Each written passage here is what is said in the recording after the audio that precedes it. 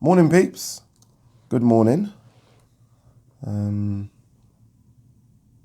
everyone doing? Hopefully, you're all doing very, very well. If you're new to the channel, don't forget, please to press that subscribe button. Don't forget to like and share the vids. You know what? I just realized I haven't done a Q&A for ages. Like it might be 2 or 3 months. It's been a long time. So, yeah, we'll get that done.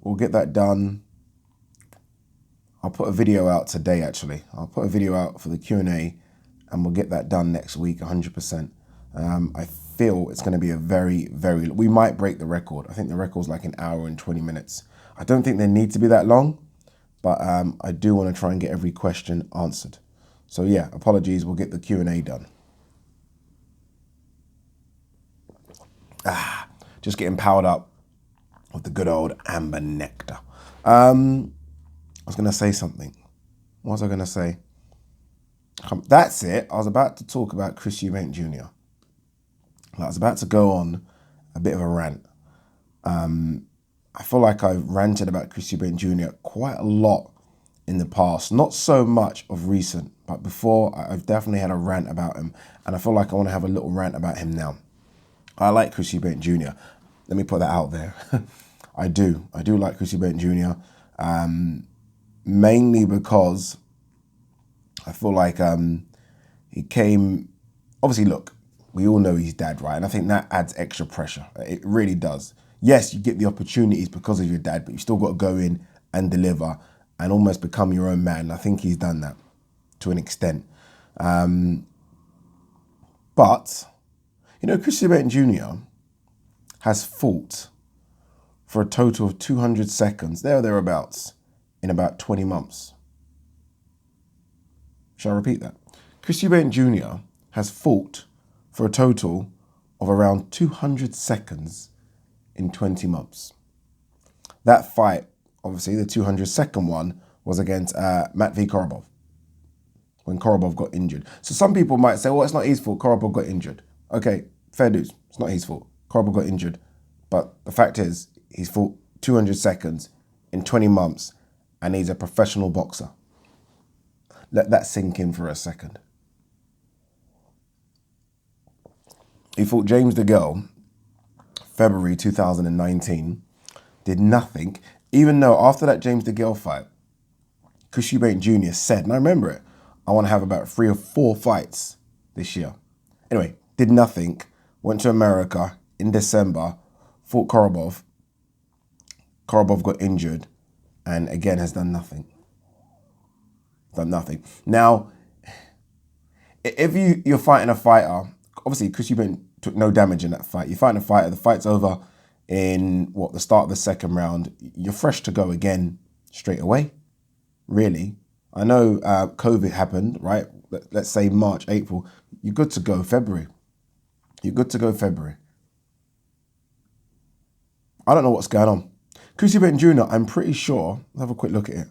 Yeah, he's 32 in, I think, tomorrow. What's the date today? Is it the 17th? Well, he's 32 on the 18th of September. Now, I stand to be corrected here, but when PBC released all their dates, right, and all that, and everyone was getting excited, I didn't see his name anywhere. And that's who he's with. Al Heyman, that's who he's with. I didn't see his name anywhere. So I say 200 seconds in 20 months. Chris Eubank Jr. ain't fighting this year. He ain't fighting this year. So I could say Chris Eubank Jr. has fought 200 seconds. I could say this. It's going to be a fact soon in 24 months. It's going to happen. I don't expect Chris Eubank Jr. to have a fight between now and February. So I could say Chris Eubank Jr. has fought 200 seconds in 2 years. I won't say that now just because it's not fact, but it's going to be. It's going to be just because, again, and I stand to be corrected if anyone knows information that I don't know, when PBC released the dates of all their fighters fighting, all of them, let's be honest, all of them, every single fighter they've got is fighting. I didn't see Chris Eubank Jr.'s name anywhere. Which leads me to believe, and look, Eddie used to say this and Frank used to say this, and I used to say, no, that's crap, it's BS. Don't believe you, you're lying, right? You're a promoter, you're going to say these things. But they always used to say that Eubank, son and dad, are very difficult to deal with. And I hate that. Again, I don't know if that's true or not. But for you to only have a fight which lasted 200 seconds in nearly 2 years, it's going to get to that now, there has to be a problem somewhere. It's not like you're injured, right? It's not that. It's not like you can't get in shape. We know, you've got the beautiful body and all that stuff. So what else could it be? What else could it be apart from you being difficult to deal with? I'm trying to find reasons here. I don't want to label that at Chris Eubank Jr. because I'm not in the negotiating room. I don't know what goes on, nor do you, nor does anyone else, apart from a few other people. But Frank said it, Eddie's saying it, and now you're signed to PBC and all their fighters are fighting. What else can I think? What else can I think? And the reason I was thinking about Chris Eubank Jr. Before I did this video, before I looked at it and realized it's only 200 seconds in 20 months, is because he started his silly season of calling everyone out again, right? Jamal Charlo, who has a fight against Derevyanchenko. Jamal Charlo has a fight. Jamal Charlo has a fight right now. Believe it or not, Jamal Charlo is the WBC middleweight champion, right? Do I like it because it was given to him? No, but that's what he's got a fight against Derevyanchenko, who is a legit fight. That's coming up. But Chris Eubank Jr. has obviously called him out saying, you don't scare me, blah, blah, blah.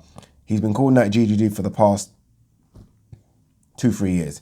He's been calling for a rematch of Billy Joe Saunders. He's been saying, I would like to fight Callum Smith. He said, you know what? I want to fight Canelo. He's doing all these things, but none of these fights are happening. None of these fights are happening. Don't know.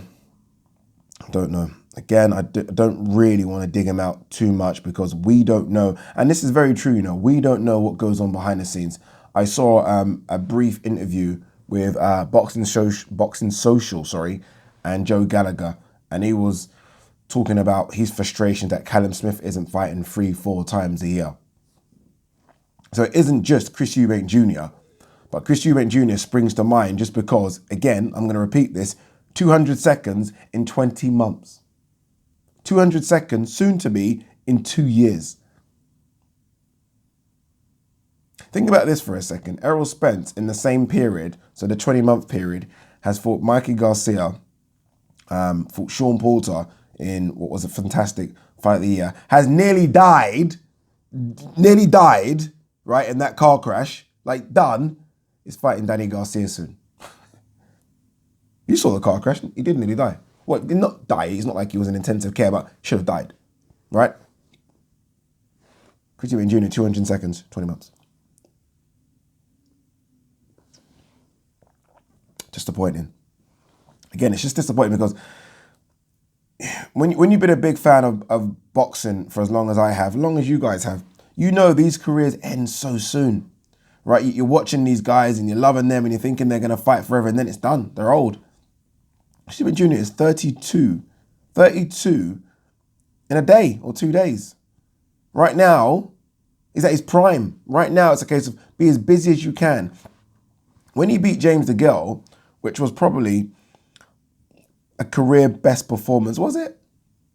Maybe Abney yielded him, was good as well. Arthur Abraham was pretty decent, right? But when you beat James DeGale, you capitalize on that, right? You beat James DeGale, you beat I'm not going to say they were arch enemies, right? But there was a big build up, right? Two guys that are polar opposites of each other. You beat him convincingly. You bullied him. You done everything you needed to do in that fight. You capitalize on it. What you don't do is sit on the shelf for 10 months. You don't do it. So when I say 200 seconds in 20 months, that was the period where he should have been busy. Obviously, we know period because of COVID now, he couldn't have been super busy. But there is nothing even on the horizon. Most fighters around the world now are coming back, right? 80% of the top fighters have fights scheduled, have had fights. Chris Eubank Jr. is one of the only ones of the top fighters, nothing planned. You could maybe say the same thing about Billy Joe Saunders, Callum Smith. Maybe I need to do separate videos on those guys. But both of those guys were almost in the Canelo sweepstakes. So I could see how their career was being held up and stalled a bit as they waited to see what Canelo was going to do. He wasn't in that. Again, PBC have released their schedule. This guy's a PBC fighter, nothing. Yet he still feels somehow like I need to call out these other fighters, even though history will tell you that he hasn't fought anyone of note like that. Man, anyway, that's enough of Chris Eubank Jr. This annoys me. Just find it frustrating, but it is what it is, right? It is what it is, people. What else we got to talk about? What's all this Logan Paul Floyd Mayweather thing? Is it even true? I mean, a lot of people have reached out to me and said, Addy, what do you think? Blah, blah, blah. So I'm like, what? Like, do you really want me to talk about it? Like, is it actually, like, is this genuine? Like, it's weird how it starts from just your average Joe, no disrespect, on Twitter talking about it. Then it just kind of raises up to known people talking about it. And now we're hearing that it actually could happen this year. It's one thing, Conor McGregor getting a boxing license to fight Floyd Mayweather. Conor McGregor is a fighter. A fighter, right? Hard as nails. He's a fighter. Logan Paul is a YouTuber that wants to fight Floyd. What's happening to boxing? I don't know. If I'm Floyd, I get that check. Just take it. Take the check and beat him up. If I'm Floyd. How'd you go from, oh man, boxing. How do you go from 2 fights with KSI to fighting Floyd Mayweather? How does that even happen? If you were to ask me or tell me this 4 years ago, I would have put you in a straitjacket and locked you up. If you were to tell me 4 years ago that there's a guy called Logan Paul and you were to show me his videos on YouTube and say that guy in 4 years is going to fight Floyd Mayweather and get paid 10 to 15 million pounds, I would have locked you up.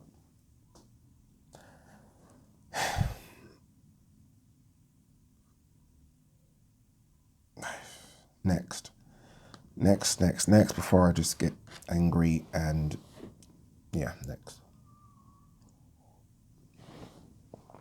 You know it was in fact, not next. You know it was a slippery slope with all this crap when they put, when they put KSI versus Logan Paul above Devin Haney and Billy Joe Saunders. The disrespect. I don't care about numbers. I don't care about all that stuff. No problem, have them on the card. Even that's quite embarrassing, but it is what it is now, right? Have them on the card. The disrespect to put KSI versus Logan Paul as the main event and have seasoned, professional, unbeaten, at the time, a world champion boxer beneath them. All right. What's this? What else have we got here? Fury versus Joshua. Hearn says deal on the verge of being put on paper. Next. You know what? Let's quickly talk about this Ring Magazine pound for pound. Very quickly. I'm not going to make a separate video about it. I just want to have a quick look and see if I agree with it or not. I was going to make a separate video, but can't be asked, man. They've updated their pound for pound rankings, haven't they? All right. So at number 1, they've got Canelo. Number 2, Loma. 3, Inoue. I keep forgetting if Inoue was above Terence or not, but number 4, Terence. 5, Usyk. 6, Errol Spence. 7, Golovkin. What's that? Sorry, peeps. I just got an advert pop up. Lucky it wasn't a naughty advert, eh? Where were we? All right. Let me put my stuff on mute. My laptop. What am I doing? Okay.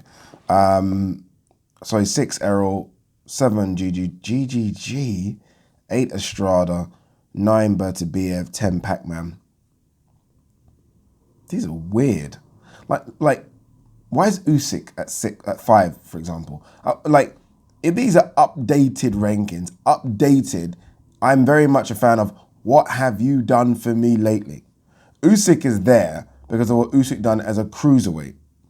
That's what he's there for. Usyk hasn't been a cruiserweight since he beat Tony Bellew, and that'll be 2 years in November. Am I right? Something like that anyway. Shouldn't be there. Again, what have you done for me lately? Golovkin. I'm a massive Golovkin fan. Number 7. What have you done for me lately? Nothing. Shouldn't be there. I'm even looking at Pac-Man at number 10. And look, again, what is it? Are we talking your career here? Are we talking what have you done for me lately? Should Josh Taylor not be in consideration for this? No? I mean, Josh Taylor should be Josh Taylor should be in this, I think. Josh Taylor should be in this. Some people might say Ramirez should be in this. Maybe so. Both of them should be close. Josh Taylor has beaten, like when you think of the 140 pound rankings, I've got their pound for pound rankings up now. Josh Taylor has beaten the guy that is ranked number 2 in Pro Grey. He's beaten the guy ranked number 3 in Baranchik. He's beaten the guy ranked number 4 in Victor Postal. I mean, come on. I mean, does that not get you a shout? Does that not get you a shout? Does pound for pound not? I always wondered, does pound for pound not include heavyweights as well? Should any heavyweights be here? Errol at 6. Yeah, okay. Terence at 4. Terence is an interesting one, you know, because I love Terence Crawford. You guys know this. But who's he beaten? You know what I mean? Who is he beaten? He's a free-weight world champion. Solid. Who's he beaten? What's the biggest name on Terence's resume? Like, real talk. What's the biggest name? Is it Gamboa? Is that the biggest name? I don't know. But yeah, I definitely wouldn't have this. Some people would move. Estrada might even move a bit higher, if I'm honest with you. Like, Estrada as a what have you done for me lately should be higher than GGG and Usyk for me. But it is what it is, right? It almost seems to be just, I'd like to know who's doing it. I would like to know. Be interesting. All right, we're rattling on. We're going all over the place. What else have we got here? Josh Taylor says, me versus Ramirez is one of the biggest fights in boxing. No, it isn't. It should be, but it isn't, right? It's all the belts, it's all the marbles, it's everything on the line. So that in itself should equate to it being a big fight, it being chucked on pay-per-view, it doing massive numbers. It won't do that. But it is a big fight. For us, big boxing fight, it's a big fight. But in terms of a big fight, if he means from an interest standpoint from the casuals and, you know, massive bums on seats, don't think it does that, but it's a big fight. Shane McGuigan alleged to have said Carl Frampton was finished. All right, let's kill him. Let's nail him to the cross for that, right? A lot of people said that. Here we go. See, that's what I'm talking about. Eubank Jr., Canelo, Murata, Golovkin, Charlo. I'll fight whoever I can get fast. Yep, 200 seconds in 20 months. Anything else before we pack up? Okay, yeah. So this Fury Wilder 3 looks like it could be done for the 19th of December. That's the date we're hearing. The 19th of December. And they're looking at, I think, a new NFL stadium in the States where they can have a limited amount of people. So they are looking at fans being there.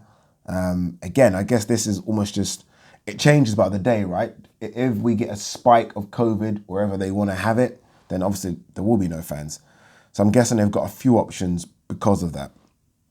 I just think you get it done behind closed doors, but hey, it's a fight that deserves fans, but we'll see. We'll see what happens. But at least we're hearing that is going to happen 19th of December. And we're also hearing that Deontay Wilder is in fantastic shape. Again, he's almost not said anything, has he? This could be such a interesting one because we've not heard from Deontay Wilder. I like this, by the way. I like the idea of him just going away, locking himself away, and like changing what needs to be changed away from the cameras. Like, just, I like that. Let's see what he can do. Let's see what he can bring to the table. What's this? The WBC mandatory situation, this is for the heavyweights, remains unclear even as Povetkin White 2 is set. I don't understand any of it.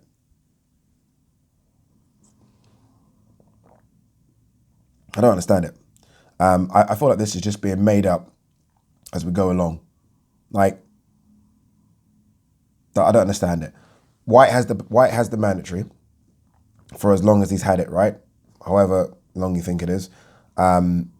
He fights Povetkin. Povetkin is ranked at the time in sort of the heavyweight boxing landscape of, I don't know, no worse than 6'7" or whatever. 7'8", I don't know. He beats White. He takes that mandatory. So no?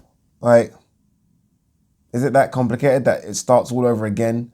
It's just, I'm telling you now,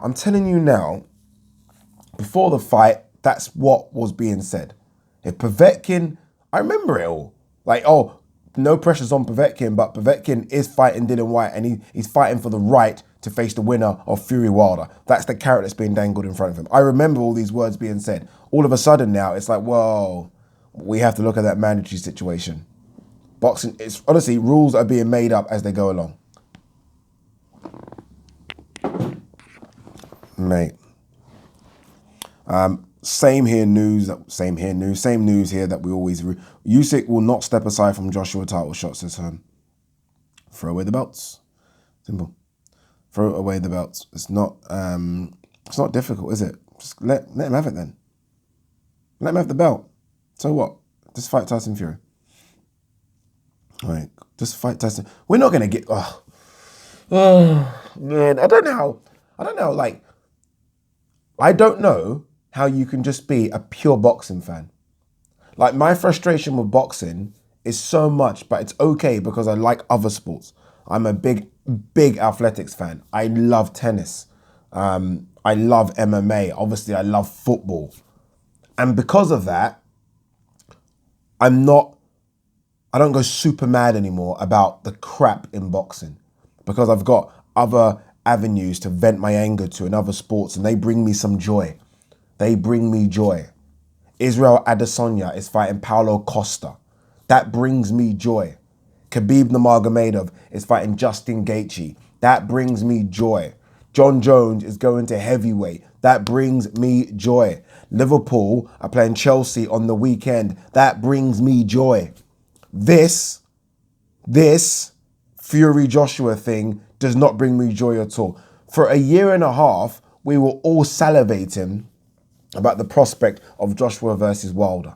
We were going, oh my God, this is going to be the biggest thing since sliced bread. I was talking about how big a fight it will be. Will it do 4 million? Will it do 3 million? Will it be 2 million? Where's the fight going to take place? Whoever lands first. Fight doesn't happen, right? Joshua loses to Ruiz, Wilder loses to Fury, and it's all over the place. Now, I'm doing the same thing about Fury Joshua. Like, oh my God, it doesn't matter. Why? Because we're going to get Fury Joshua. Oh, where's it going to take place? I don't know. Saudi. No, maybe Wembley. Or US has to be. But it can't happen over here in Wembley because there isn't enough money. But it's going to happen. It's going to happen. Here we go again.